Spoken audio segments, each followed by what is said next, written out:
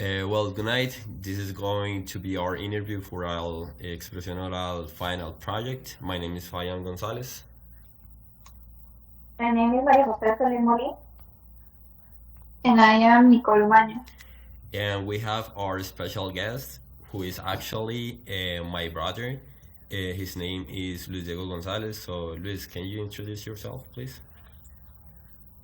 Yes, hello guys.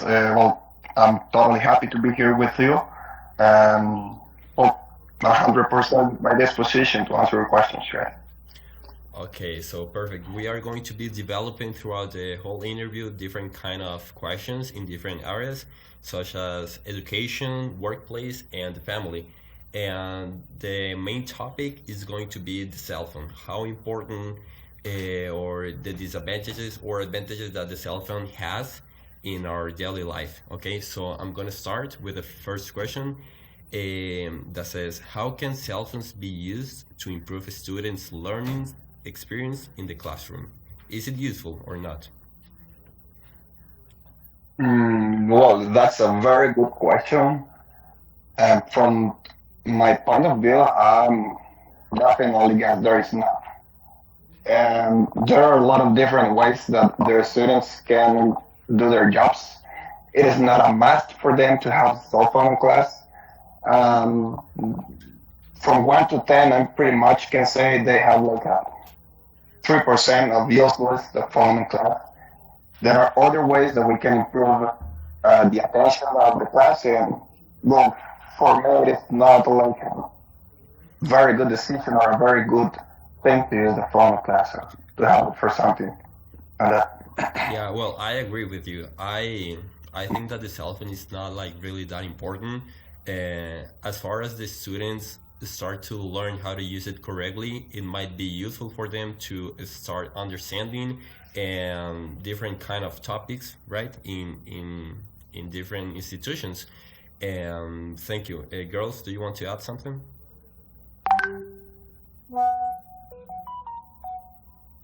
No. And I agree, yes, I agree with you also. I think that use is important, but until a certain point, just you have to use it responsibly, and that's what it matters. What matters. Okay, perfect. So, Yeah, okay, Maria. I also think it's important to make it balance and to use it like a tool and not to let like the model to take control of you. So it is important to make a balance and yeah, to use it like for your benefit. Okay, thank you. The second question says, should students be allowed to use their cell phones during school hours or not? mm, if there is something that required to them to have it, yes. But if we have other options, so we can choose other options. That's at least my opinion, because most of the times the cell phone will be just like for something that cannot help you to be focused on what you're doing. That's happened on all the environments. So on my point, if there is something that you can use, it is okay. It is allowed for you to have it. If you have like an emergency call or something like that, yes, it is. Uh, but not for use it for like teaching purposes, you know. Yeah, I agree with you. I think it's not that important. And we can also touch the point of plagiarism, right? All these tools, ChatGPT and all these kinds of applications, the students are using them basically to plagiarize something else, and they are not taking the credit of something, right? So, for example, in college, at university, it's something really, really hard to treat because professors get angry and they can even expel students from college from using this kind of applications, right? So I think it should not be allowed in these kind of institutions.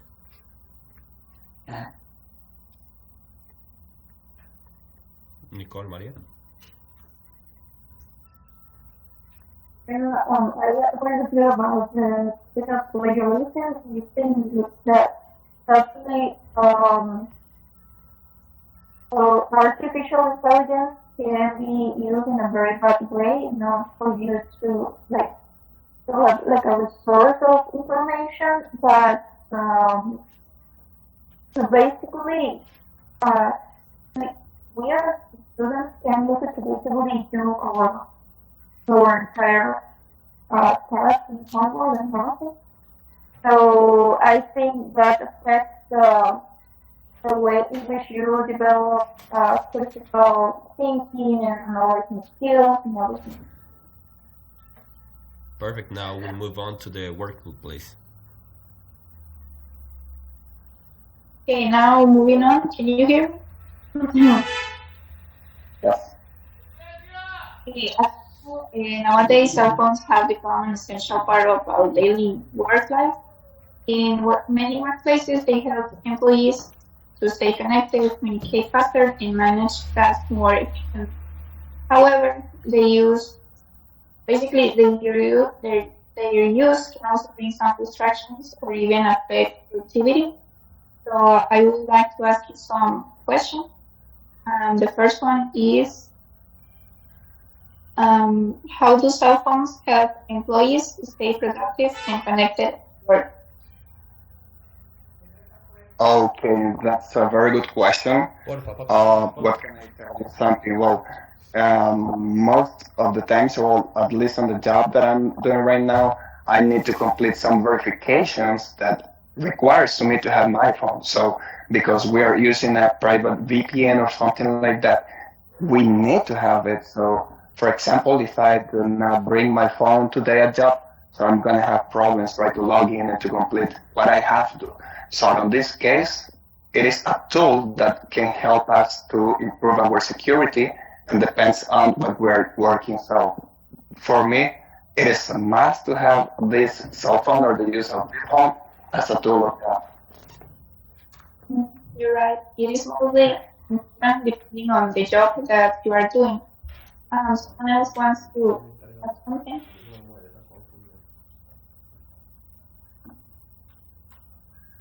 No? I quite like the um, great tool for you to work, especially if you're working in files like informatics or marketing or everything that involves social media. But yeah, it has also negative effects and it can affect the way in which you work. Okay, now question is, what are some negative effects of cell phone use in the workplace? Well, same as the other ones. The phone, if you're not using correctly, will be totally tool for distracting yourself. So same thing. If you don't use properly, it will be a bad experience for you to have it. So it is up to you, and you decide how you take it. If a useful tool or a destructive tool. So Yeah. that's for me. Yeah, you're right. Okay. You know what I think? The most, like the impact that it has on customer service. How many times do we have gone to a store, for example, and the employee is using his phone, right? And he or she is not even paying attention to you, and it's kind of, I would say, uncomfortable. The fact um, of being a customer and the employee is not even paying attention to you. So I think those are some aspects that we have to learn how to develop and how to improve, because if not, we are going to get into really, really deep problems that it might become even worse throughout the time. So yeah, I think that's like the most important one, negative aspect. Okay, thank you so much. Now we are is going to talk about the family context. And Majo, please talk louder, please. Okay, well, as you know, well, you may know, the model phone use, it has also its consequences in the social context and specifically in the family context. You know that when we are on social media, we might develop some expectation about what we have to do or the appearance we have to show to people and how to, let's say, satisfy the expectations others have about our life. So the first question that I have is how do cell phones affect how children are being raised? Okay. So look, for example, myself, I just had my first phone when I was ninth grade. You know what I mean? The most of the children today they have an iPad or they have a phone and they even have a 1 year Yeah. or 1 year and a half. So that's totally unfair. How now people are trying to give them this just for them to be like not boring you or like not talking to you or just they're calm on the bed, and that's not a good. Maybe it could be a good thing for you, like for a minute, but after the years, there's going to be a problem with that. So cell phones, if they're not useful for students, neither they are going to be this for children. Not at all. They can do a lot of things without having this thing that for them is a problem. Yeah, I agree. They really affect the way in which children think, even their brain. They are in a very central time of development, so it really affects another way. I don't know if you want to discuss something. Well, I would like to add something, and as my brother was saying, I think most of these kids do not even know how to talk, do not even know how to walk. So they are using, But they know how to use the phone. But they but know they that, so actually they do know how to use the phone, and that's incredible and unbelievable because that is developing something in their brain that it's not like really well performed as it should be. For example, the fact of the critical thinking, something that they should develop throughout the time, they are not doing that.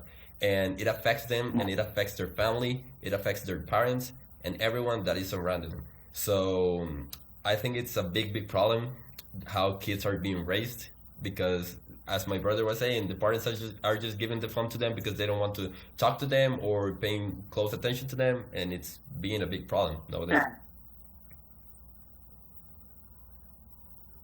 Yeah, for me, it is also that it has many effects on children because they, as all of you said before, they just want to be focused on their cell phones and do not pay attention to their surroundings. But I think it's something that is going to affect them in the future because they are not going to develop the different aspects that they have to because of being on their cell phones. That's really right. Now, I have the last question.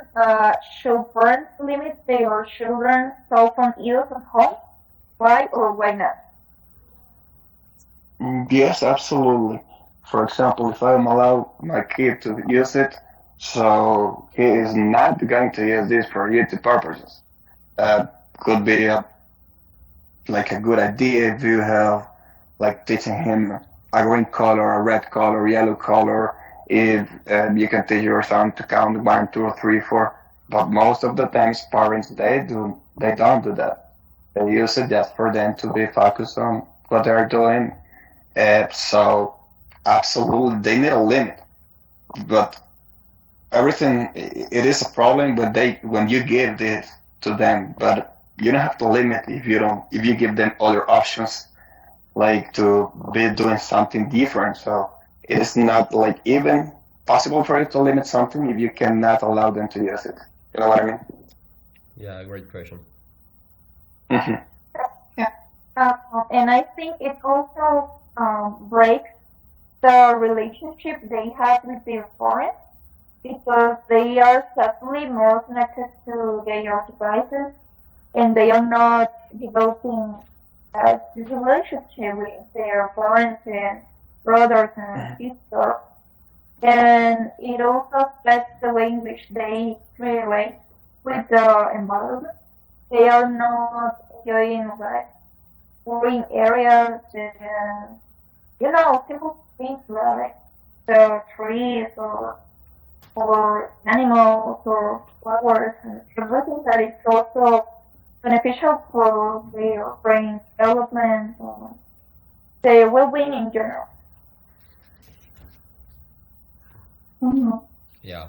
Well, I would say that, for example, as a personal experience, my little niece, her name is Nicole, and her mother sets a limit of time for my niece to use the phone. She just has like 2 or 3 hours per day in order to use the phone. After that, the cell phone is gonna die. So I think it's one of the main or the most important aspects that we could consider in order to the children to set this kind of periods of times, and so they cannot abuse the use of these kind of advices.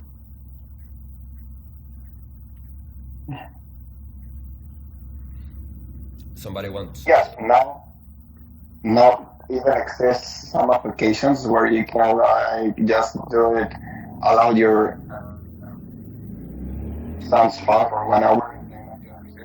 It's gonna die. Even you have like the option to unlock, for example, WhatsApp app, and he can use it as soon as you can use it, so you can unlock it one more time. So there are several applications that work to limit their use of the phone, even if they're not doing something proactive on their time. But, well, actually, there is a way for us to limit it. Nice.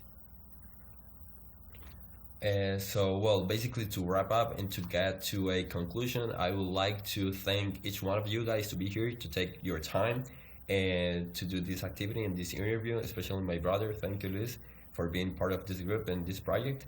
And girls, do you want to say something?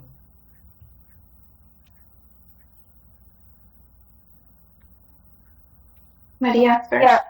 I'm so glad because we have you in this interview and all your opinion about this important topic in the different contexts we discussed.